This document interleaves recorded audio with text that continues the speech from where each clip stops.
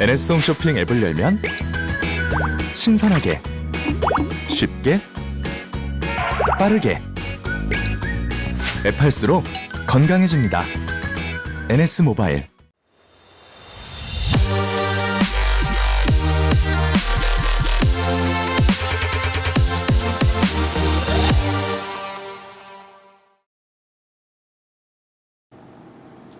If there's an archetypal picture that the word advertising conjures up in the mind, it's this one.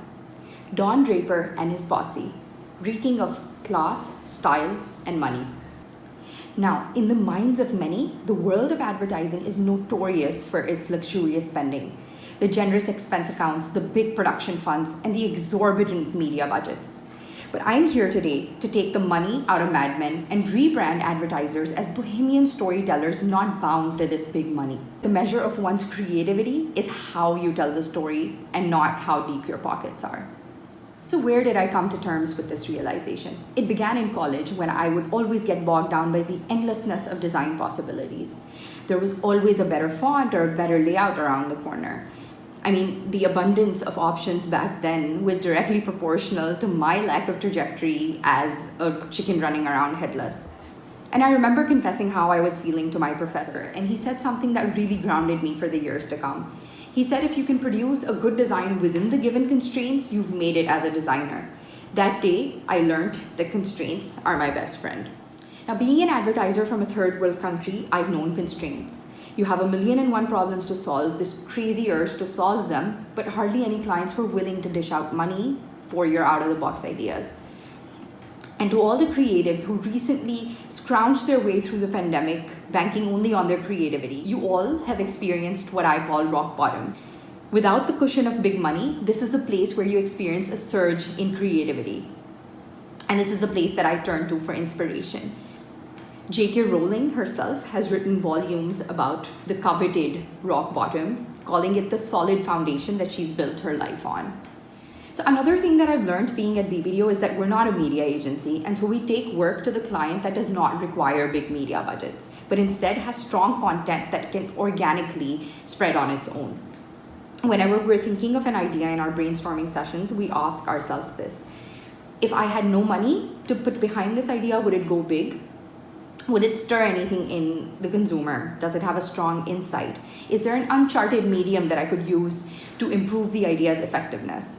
Now, this way, we end up with ideas that have legs of their own to carry them far and wide. Having no money always sends us down the off-beaten path, unlocking an explosive insight to tell a powerful story through unconventional media. This brings me to my first example. For my very first project at BBDOpaKistan, I remember we had the idea, but not the client. And then when we did have UN Women on board, we did not have any money to put behind that idea. So the Council of Islamic Ideology had very recently proposed a bill that allowed men to lightly beat their wives. And here's what we did. While all other campaigns begged men to not beat women, we did the exact opposite. We went ahead and had Pakistani women ask men to beat them, but at what they were good at. Beat me. Beat me. Beat me. Beat me. Beat me with your fists. Beat me with your feet Beat me with your voice. and your words. I can't take the heat. Can you? Beat me to the top of the mountains. Beat me on the ground. ये तो मैं भी आगे बढ़ो. करके दिखाओ. Beat me. Beat me. Beat me. Beat me. Beat me at life. हो जाए फिर. Because I've been waiting to show you I'm unbeatable. The idea moved mountains. Everybody came on board pro bono. The big names in the film, the director, and with a $0 media budget, we managed to make the film go viral worldwide, creating awareness around the issue. And meanwhile, we had the government work in parallel with us to create the largest violence against women center in all of South Asia.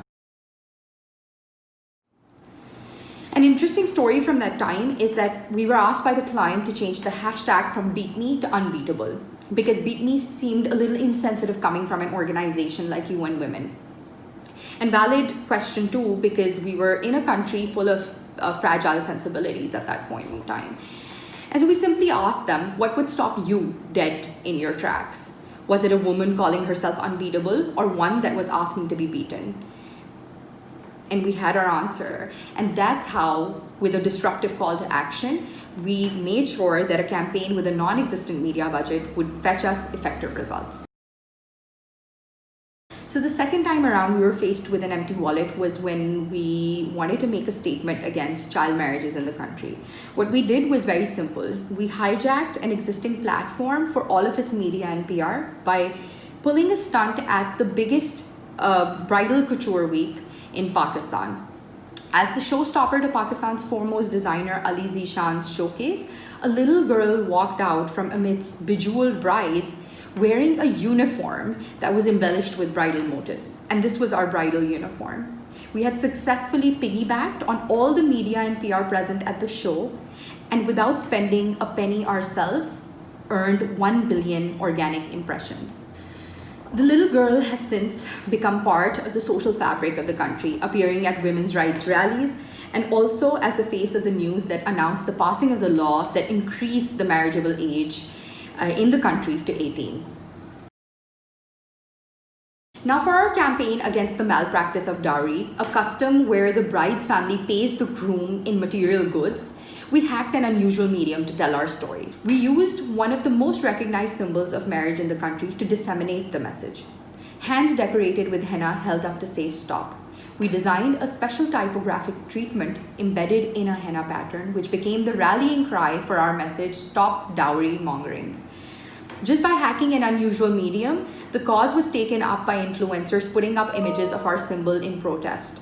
The most impactful result for the campaign was a statement issued by the Islamic Council, by far the most influential body in Pakistan, that forced dowry is un-Islamic. And this is how we turned an extremely low-budget campaign into a story with a good ending.